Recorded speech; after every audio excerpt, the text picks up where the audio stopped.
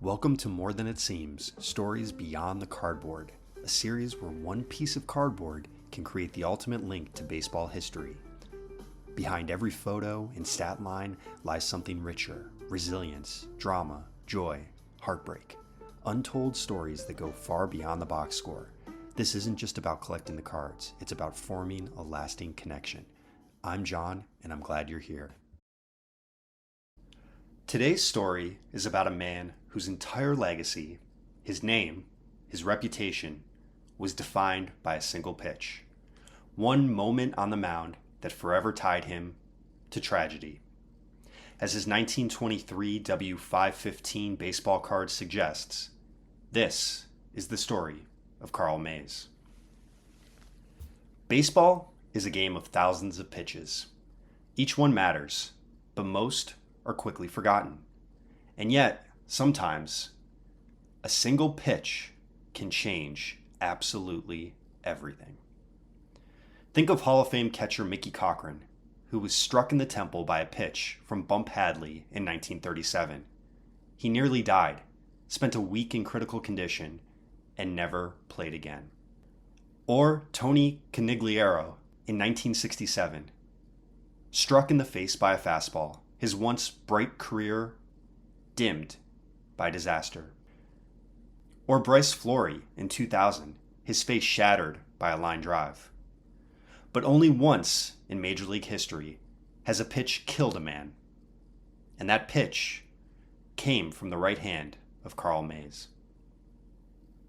Carl William Mays was born in 1891 in Liberty, Kentucky, and raised in the small town of Adderson. His father, a Methodist minister, died when Carl was young, a loss that hardened him very early. Baseball became his escape. He developed a distinctive submarine-style delivery that wasn't pretty, but it was downright effective. By 1915, he'd clawed his way to the majors with the Boston Red Sox and quickly proved himself as one of the league's fiercest competitors. But let's be honest, Carl Mays was not well liked. He was described as surly, combative, and moody. Teammates struggled with him. Opponents, in particular Ty Cobb, accused him of being mean on the mound. He threw inside. He pitched tough. Some hitters swore he aimed at their heads. Mays denied it, but the reputation stuck. Still, talent talks. He won 3 World Series with Boston before the age of 30. Later, with the Yankees, he notched 26 wins in 1920, leading them to their first pennant. But that same year, everything changed. It was August 16th, 1920, and the Yankees were facing the Cleveland Indians at the Polo Grounds. Ray Chapman, Cleveland's beloved shortstop, stepped into the batter's box. Mays was chasing his 100th career win that day. Frustrated that Chapman was crowding the plate in his previous 2 at-bats, Mays wound up and delivered a submarine fastball. Chapman never moved. Some say he never even saw it. The ball struck him squarely in the head with a crack so loud players thought it hit the bat. The ball rolled back to Mays, who fielded it promptly and cleanly and threw it to first baseman Wally Pipp. Only then did the crowd realize Chapman had collapsed at home plate. Babe Ruth later said he heard the sound from 250 feet away in the outfield. That night, doctors operated, but it was too late. The next morning, Ray Chapman was pronounced dead at 29 years old, the only player in Major League history killed by a single pitch. For Carl Mays, life was never the same. Though the league and investigators ruled it as an accident, no intent, no blame, he carried the weight of that pitch forever. Fans turned on him. Players whispered. His reputation, already shaky to begin with, became downright toxic.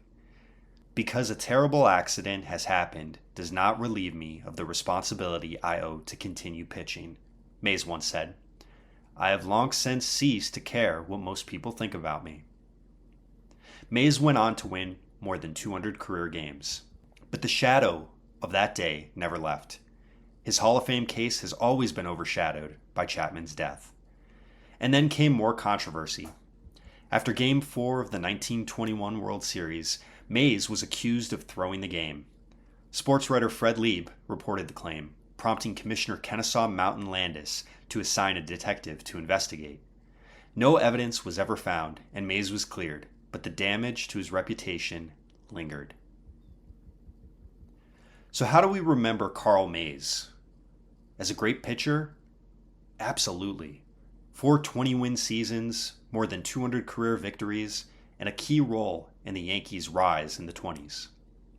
As a fierce competitor? Absolutely. Few pitched with his grit. But mostly, we remember him as the man who threw the pitch that killed Ray Chapman. It's a heavy legacy, a reminder of how fragile this game can be, how one single pitch, one moment in time, can change everything. Mays lived until 1971, passing away quietly in California, but his story still echoes throughout baseball. Tragedy, reputation, and the burden of a single moment. After all, Carl Mays wasn't a villain, and Ray Chapman wasn't just a victim. They were two men whose lives collided in the cruelest way possible on a summer afternoon in 1920. Baseball is a game of stories, and if we're being honest, not all of them are easy, but they all matter. Because sometimes, more than any stat line or highlight reel, it's the human weight of the game that stays with us. This has been More Than It Seems, stories beyond the cardboard. I'm John. Thanks for listening. If you enjoyed this episode, please like the video, leave a comment, and be sure to subscribe. And as always, remember, the numbers on the back of the card never tell the full story. It's always more than it seems.